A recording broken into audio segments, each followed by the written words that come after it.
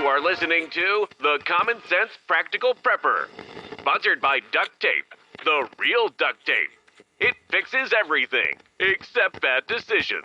Good evening, Mr. and Mrs. America. From border to border, coast to coast, and all ships at sea, here is your host, Keith. Hey, all, this is Keith, and welcome back to the Common Sense Practical Prepper podcast, February the 8th, 2026.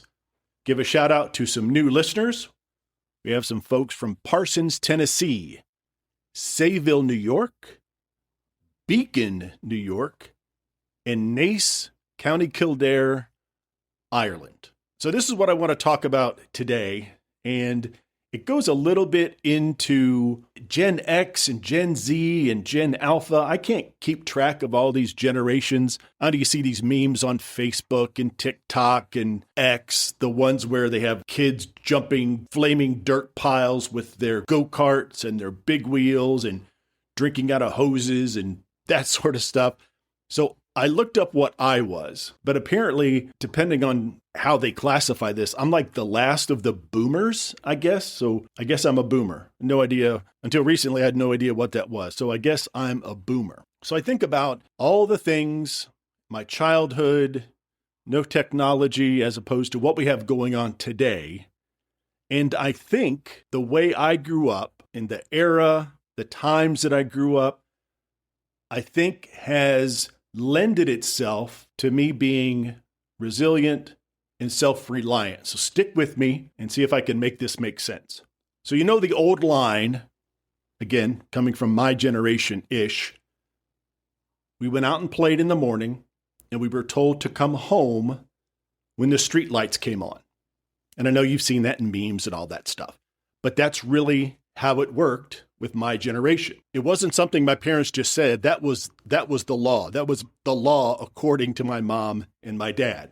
Obviously, no cell phones, no calls, no texts. Me and my friends, we just roamed. We roamed the neighborhood, the woods, the creek, and we're on our bikes or we were just walking. We just went everywhere. We played ball.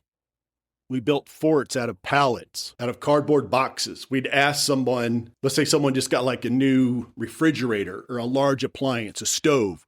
We would ask if we could have their box because that's what we made forts out of. If you got hurt, you just limped home, bleeding, big old goose egg from getting hit with a rock or a stick, whatever it happened to be. And short of a broken bone or a compound fracture of your lower leg, mom would throw a Band-Aid on it, wash it out with warm soap and water, mercurochrome, methylate, stuff that has been taken off the market for a long, long time because apparently somebody said it's poison. No mercurochrome and no methylate on wounds. I'm not sure when those were removed from the market, but I actually found a bottle of mercurochrome in the very back of my linen closet here at the house. How it made it from Indiana back in the day all the way here, I have absolutely no idea, but I got a kick out of that. Probably the EPA or the DEA will probably come swooping down and confiscate it because it's probably banned like the lawn darts that I have in my garage that I bought at a yard sale several years ago. And lawn darts are actually outlawed. You can't even import them, manufacture them. And again, if you guys know what I'm talking about, the lawn darts are those metal darts with little plastic fins on them, and you had a plastic ring, and you played a game like at a barbecue. So you'd put this little plastic ring, and then you'd walk, 30 or 40 feet, I forget how far, and there was like red ones and green ones. So everybody had, I think you played in pairs. So we had 4 red and 4 yellow, and you threw them up in the air, and the object is to get your lawn dart to land in your circle, and that gave you points. So if you needed to call home, you just went to a buddy's house, called home and checked in, hey, mom or dad, I'm going to Jimmy's house. Because I always had to tell my parents roughly where I was going to be. So if I was going to Scott's house, I'd go to Scott's house. And everybody said, oh, let's go to Dave's house. I had to call my parents and say, hey, we're going to Dave's house now. Only if I was going to a house. If we were out roaming the neighborhood, we just roamed. So no text messages. I didn't even think there was a payphone. The closest payphone was the little corner market that was a good 30, 45-minute walk. Now parents track their kids via apps, AirTags. So for entertainment, no cable. There was AM, FM radio, maybe 3 channels on your TV. No Sirius satellite radio, no YouTube, no Netflix, no streaming. Had no idea what streaming was. There was no internet. But I remember sitting on the floor in 1981 watching the television, watching static, waiting for MTV to come on the air. It was like magic. And of course, they played Video Killed the Radio Star by the Buggles. So we made our own fun. Bike races, forts, dirt clod fights, Roman candle fights, going to the library. So quiet was the normal at home. The silence, it gave you time to think and it built patience. Now kids can't stand 5 minutes being away from their phone or being away from a screen. We did this for hours on end. Just sitting, talking, reading, listening to the radio. We did that for hours on end. So when it came to DIY, when you needed to fix something, there was no YouTube. There was your mom and your dad. And my dad was very handy in the garage, showed me all the tools, wrench, hammer, crescent, open-ended wrench, closed-end wrench, how to change a tire, how to change battery, how to change the oil in the car, how to patch a flat tire, how to fix the tube if you had a tube tire on your bike. Neighbors came over every once in a while and maybe borrowed a tool, but for the most part, everybody had their own set of tools. No Google, how do I fix A? Or what's the replacement battery for a 1982 Ford Mustang? How to fix a lawnmower, change the oil filter, air filter. As I think about it, self-reliance wasn't cool. It wasn't a thing. It was just how we lived. It's just the world that we were in.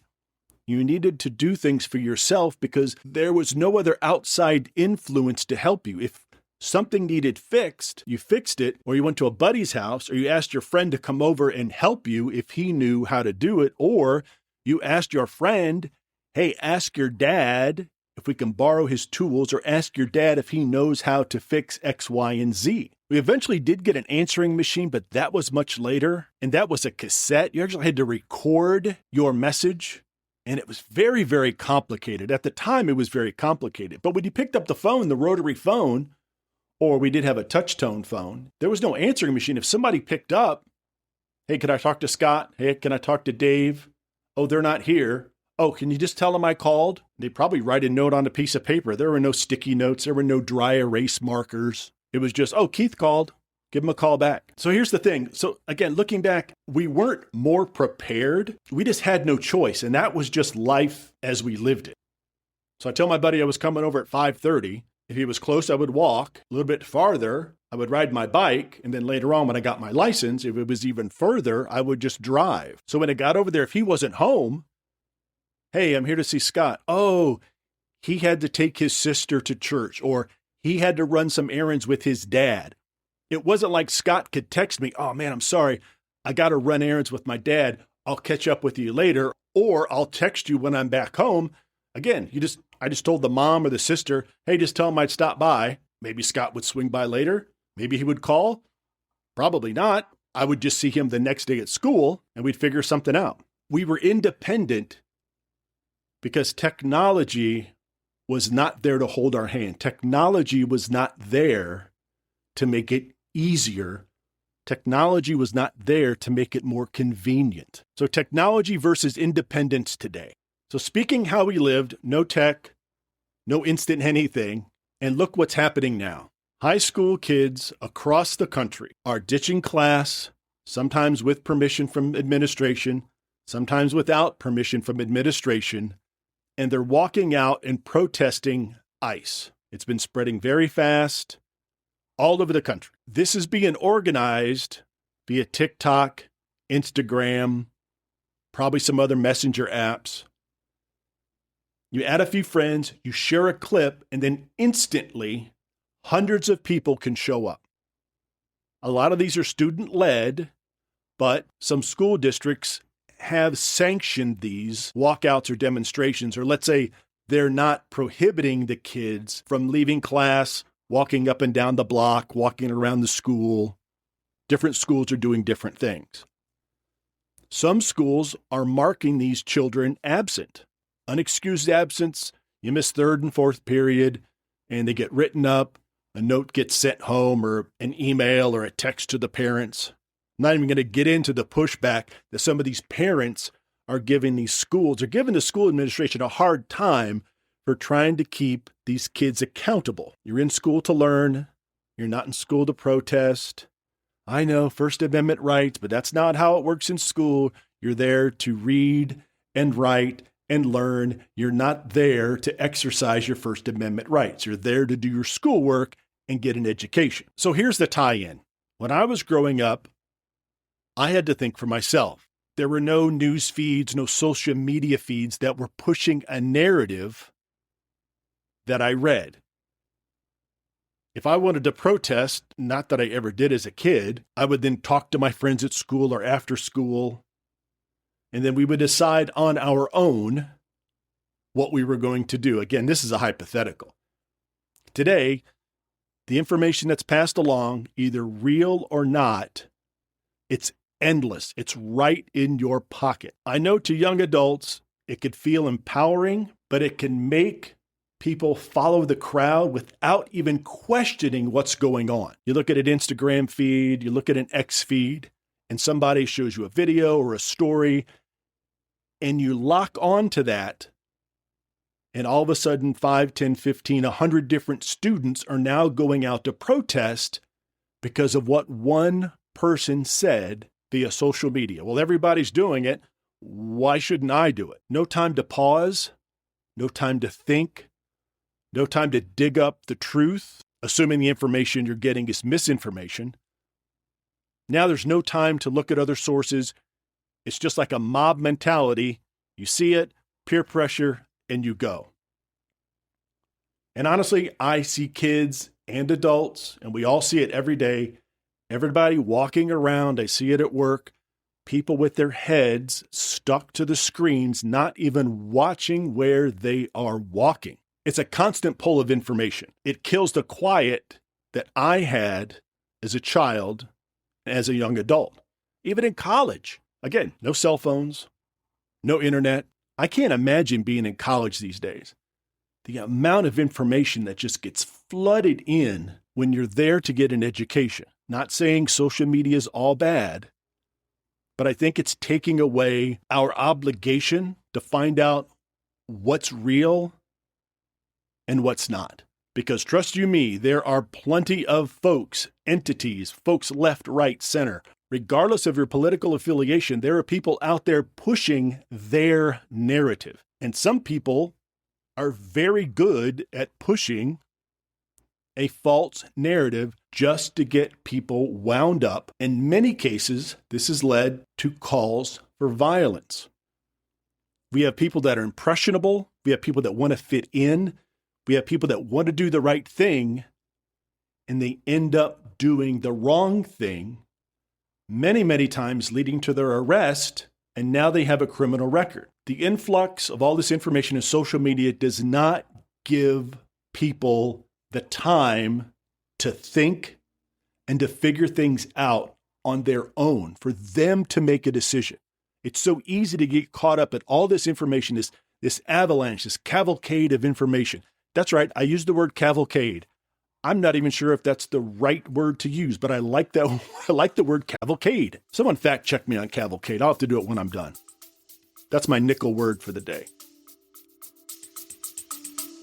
We'll be back after a quick break. Hey, Common Sense Practical Prepper listeners. Want reliable, long-lasting food for your preps? Augusson Farms has you covered with top-quality freeze-dried and dehydrated meals, veggies, meats and more. Shelf-stable up to 25 years, made in the USA and actually delicious. Great prices, even better product. Use my affiliate link in the show notes. Don't forget to use the coupon code PODCASTPREP at checkout for an extra 10% off. Stock up now and prep smart. Back to the show.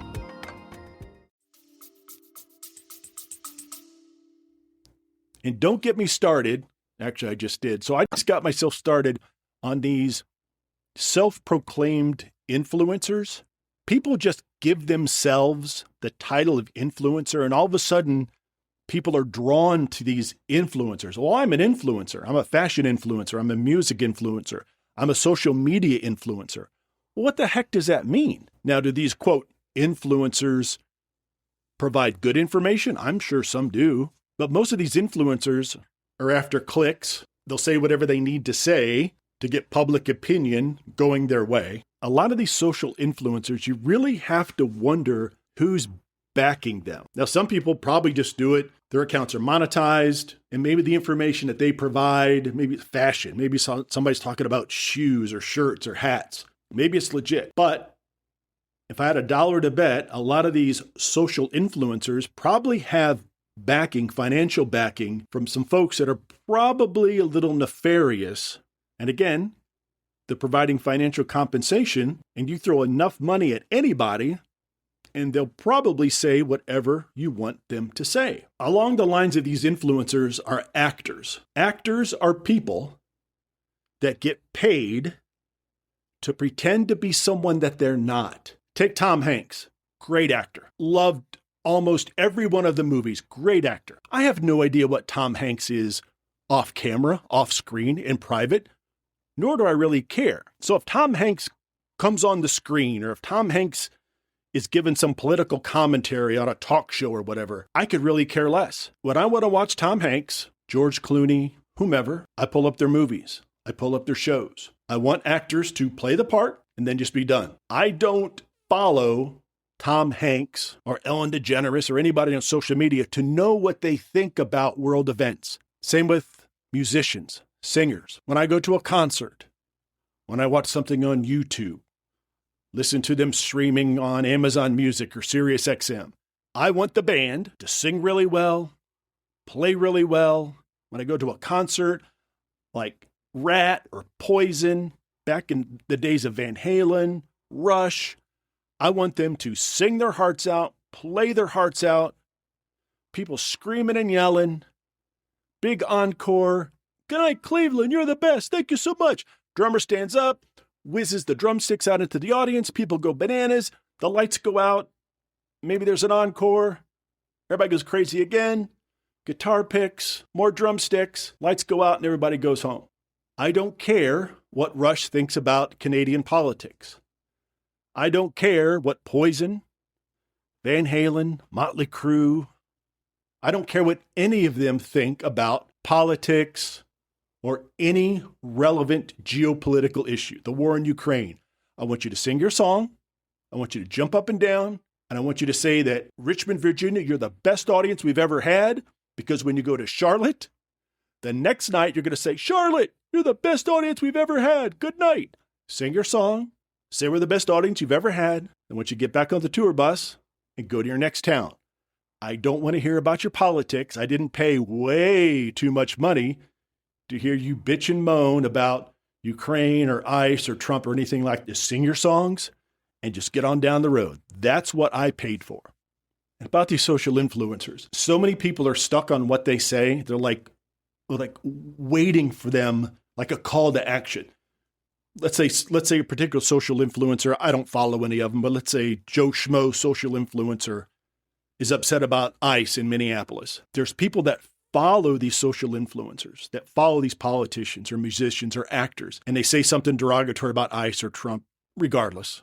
And people just get so worked up, like foaming at the mouth, a call to action out into the streets, causing problems, stopping traffic, assaulting people that don't believe in what they believe in, all at the behest of this social influencer or this actor. It's something I just don't understand. So why this all matters. This isn't nostalgia, growing up, self-reliance.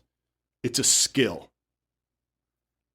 And knowing what I know now, and as I grew up, if there is a significant SHTF situation, a grid down situation, cell phones down, major poop hits the fan, I think, and I'm fairly sure, that I will be able to survive and thrive a little better than, let's say, my son's generation. Not a knock on my son, not necessarily a knock on his generation, not because I'm tougher, but because I grew up untethered. Try to leave your phone off for a day, and I'll be the first one to admit I do try to leave my phone in the kitchen when I leave the other room.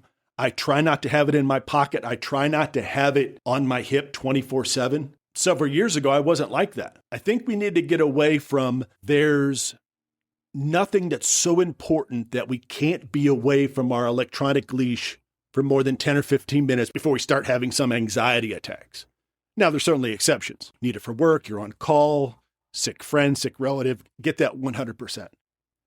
So I try not to have my phone on me 24/7. Now, if you ask some young adults, especially kids in their early teens or early 20s, they've never grown up not having a phone attached to their hip since they were, whenever kids get phones, I don't know, 12, 14, 16. For all I know, kids are getting phones at 6, 8, and 10 years old.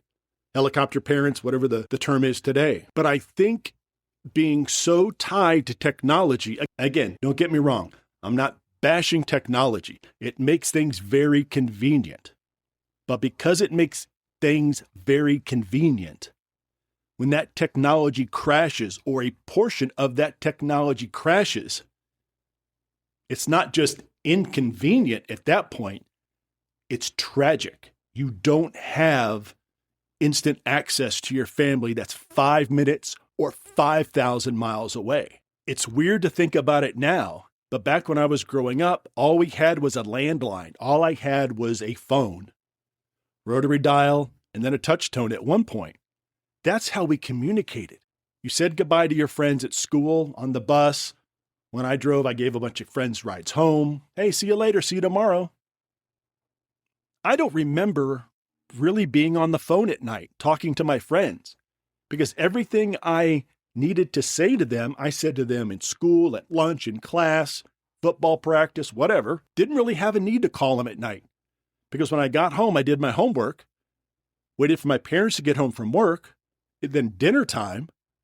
Then after dinner time, finish what homework, which in my case was probably algebra and trig until God only knows what hours of the morning. Went to bed. I swam in high school, so I was up at 4 for 4:30 swim practice from 4:30 to 6:30, and then dry off and head to first period smelling like chlorine. Then any free time during the evening I spent with my family, either watching TV or just talking. I have a feeling that a lot of that is not happening. I have a feeling that not many families have dinner all together at the table. Sunday dinner, whatever the situation is, I have a feeling that's not being done anymore. And I guess that's a whole nother story. That's a whole nother podcast. But I think I'm a much better person, much more self-reliant, much more independent, because I grew up without the technology, without being so dependent on having cell service or Wi-Fi. And again, if the poop ever hits the fan, if I have to go without a cell phone for a day or a week, I'm going to be okay, because up until 1992, I think 1992 is when I got my first cell phone. It was a bag phone. Folks in my generation, my age group, know what bag phones are. But I'm going to be okay. And I think if I'm in a situation where there's other people that are much younger than me, I think I'll be able to provide that safety net or that context, I guess, that we're going to be okay without our phones. We're going to prepare, and in the event something like this happens, we're going to survive and we're going to thrive, because the cell phone isn't everything. All right, folks, thanks again for stopping by. I really do appreciate it. I just checked my email. I've got a lot of emails I need to read. I really need to do another mailbag episode, so I will certainly try to get one of those done this week. You want to reach out? practicalpreppodcast@gmail.com. Don't forget the Augustin Farms affiliate link at the top of the show notes. Using that affiliate link, you go to Augustin Farms. If you place an order with that link, there's a chance that I will get a small commission from that sale. When you're checking out, use Podcast Prep as like a coupon, a checkout coupon, and get an additional 10% off your order. All right, folks, as always, take care of one another. Be safe out there. And until next time. You've been listening to The Common Sense Practical Prepper. Subscribe, like, drop a review. Over and out.